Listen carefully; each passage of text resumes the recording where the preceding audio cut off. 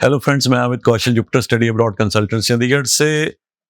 कल जो न्यूज़ आई थी, इनफैक्ट परसों आई थी न्यूज़ ऑस्ट्रेलिया से कि ऑस्ट्रेलिया अपना इमिग्रेशन टारगेट जो है वो ऑलमोस्ट हाफ करने वाला है और स्टूडेंट वीज़ा के ऊपर भी बहुत ज़्यादा स्ट्रिक्ट जिसे कहते हैं कि रूल्स जो है वो इम्प्लीमेंट होने वाले हैं। तो उसको लेके काफ़ी मार्केट में ये चीज़ फैल गई थी कि ऑस्ट्रेलिया तो वैसे ही बड़ा टफ है, आने वाले टाइम में और टफ होने वाला है। और पोस्ट ग्रेजुएट वर्क राइट्स को लेके बहुत बड़ी डिस्कशन चल रही थी। तो ये भी सुनने में आया था कि according to the new migration policy जो वर्क परमिट्स मास्टर्स के थे वो जो 3 साल कर दिया था, दोबारा उसको रोल आउट करके 2 साल पे ले आए। बैचलर का 2 साल का, मास्टर्स बाय कोर्स वर्क जो था वो भी कम कर दिया। तो उस तरह से एक बहुत ही केओस मैं कहूँगा मार्केट में, जो स्टूडेंट्स ऑस्ट्रेलिया को सोच रहे थे जाने के लिए, करने के लिए, तो उनके अंदर एक बहुत डर का माहौल हो गया था। और इस पॉलिसी को लेके तो उसके ऊपर क्लैरिफिकेशन आई है। कल बीइंग एन एरी मेंबर हमारी एक वेबिनार थी, वेबएक्स थी, जो Australian high commission, Australian trade commission और एजुकेशन के जो रिप्रेजेंटेटिव थे वो थे, उनके साथ थी। और उनके ऊपर क्लैरिफिकेशन आई कि न्यू माइग्रेशन पॉलिसी में क्या है और इंडियन स्टूडेंट्स को इसका कितना इम्पैक्ट आएगा और किस किस चीज़ में इम्पैक्ट आएगा। तो वो जो चीज़ें हैं उनको लेके, खैर तो बहुत डिटेल में थी, बट कुछ कुछ पॉइंट्स हैं जिनको मैं टच करूंगा, तो जिनके ऊपर हम ये वीडियो बना रहे हैं ताकि आपको ये पता चले। और इसमें एक सिल्वर लाइनिंग है, सिल्वर लाइनिंग आपको बताऊंगा वीडियो के एंड में कि क्या सिल्वर लाइनिंग है, किस तरह से ये एक गुड न्यूज़ है फॉर इंडियन स्टूडेंट्स।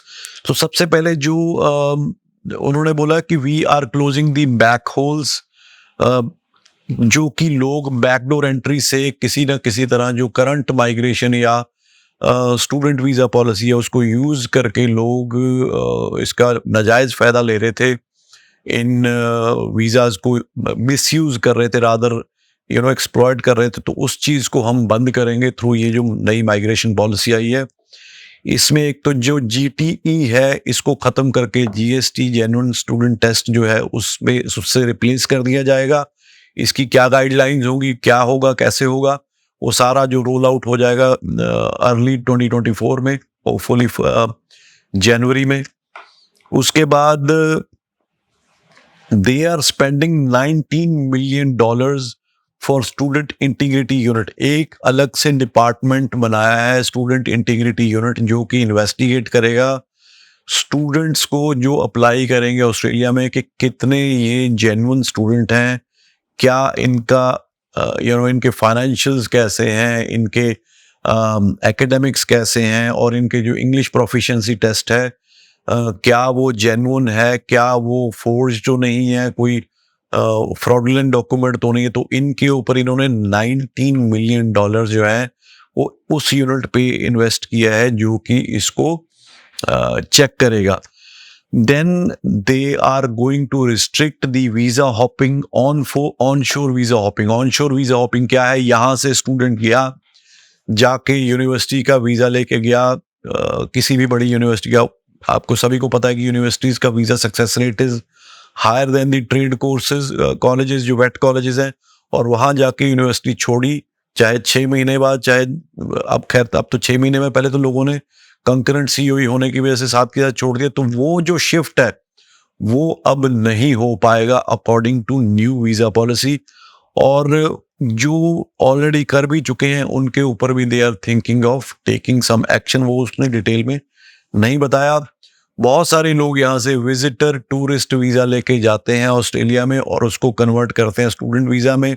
वो पहले तक होता रहा था, अब जो नई माइग्रेशन पॉलिसी है उसमें ये पॉसिबल नहीं होगा। अगर बंदा अप्लाई करेगा, वो कह रहे हैं 100% that will attract the visa refusal. Temporary graduate visa 485 जो है, उसके बाद मान लो किसी ने 485 पढ़ाई की, पढ़ाई करने के बाद अपना टेम्पररी ग्रेजुएट वीज़ा लिया, वो उसको मिल गया। उसको करने के बाद भी उसका मान लो वहाँ पे लॉन्ग स्टे का अरेंजमेंट नहीं मिला, तो लोग क्या करते थे, एक और स्टूडेंट वीज़ा ले लेते थे, कोई ट्रेड कोर्स और ले लेते थे, वो अब पॉसिबल नहीं हो पाएगा। आइल्स की रिक्वायरमेंट उन्होंने बढ़ा दी है, जिसको उसमें पहले 5.5 जैसे डिप्लोमा लीडिंग टू डिग्री या फाउंडेशन की रिक्वायरमेंट ओवरऑल 5.5 थी, उसको बढ़ा के इन्होंने 6 कर दिया है। और जहाँ पे 6 की रिक्वायरमेंट थी बैचलर्स में या मास्टर्स में, उसको 6.5 कर दिया है।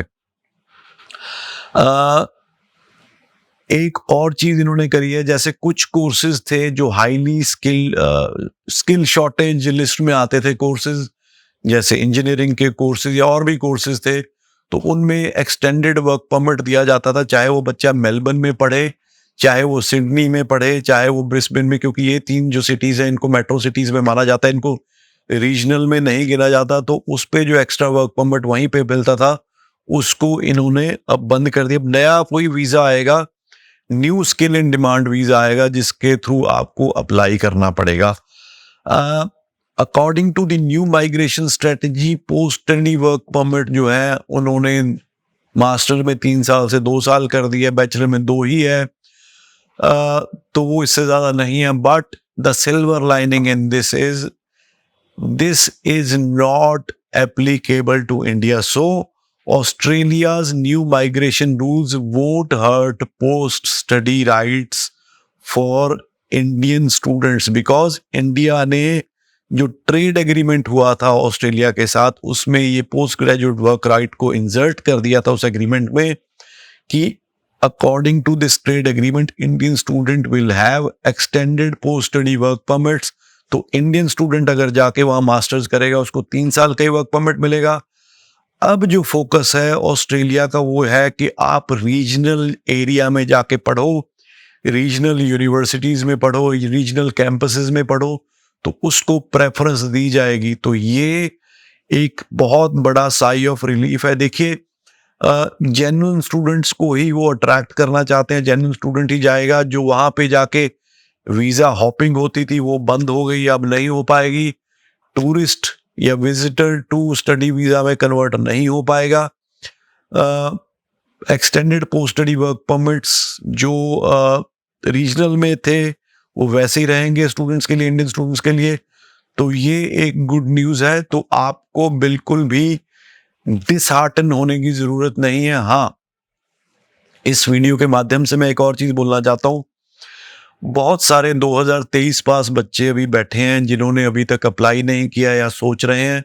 I think this is the last call for दो स्टूडेंट्स, क्योंकि नेक्स्ट अवेलेबल इनटेक अगर मैं बात करूं ऑस्ट्रेलिया में, फरवरी में बहुत कम यूनिवर्सिटीज़ हैं जो ले रही हैं। जो नेक्स्ट अवेलेबल इनटेक है स्पेशली D2D में, वो मेन इनटेक है, उसमें आपको अप्लाई कर लेना चाहिए, क्योंकि जुलाई में आई एम अफ्रेड शायद 2023 पास बच्चे को वो एक्सेप्ट ना करें। तो ये एक तरह से एक लास्ट कॉल है, लास्ट चांस है आपके लिए, अगर आप 2023 पास हो, कि ऑस्ट्रेलिया अगर आप जाना चाहते हो, आपके बाकी सारे पैरामीटर्स कवर हैं, तो आपको अभी अप्लाई करना चाहिए। तो ये पूरी वीडियो थी अबाउट ऑस्ट्रेलिया, कि ऑस्ट्रेलिया में चेंजेस बहुत बड़े लेवल पे हुए हैं। कहीं ना कहीं पोस्ट ग्रेजुएट वर्क परमिट को, वर्क राइट्स को इंडिया ऑस्ट्रेलिया ट्रेड एग्रीमेंट की वजह से वो बच गए हैं, और इंडियन स्टूडेंट्स को पोस्ट ग्रेजुएट वर्क वीज़ा में कोई दिक्कत आने वाली नहीं है। तो उम्मीद है वीडियो पसंद आई होगी। इसको लाइक, शेयर और हमारे चैनल को सब्सक्राइब ज़रूर करिए, ताकि और ऐसी वीडियोज़, इन्फॉर्मेटिव वीडियोज़ आपके साथ आती रहें। लिंक मैं इसका लगा दूंगा आपको, आप पढ़ सकते हैं। Thank you so much.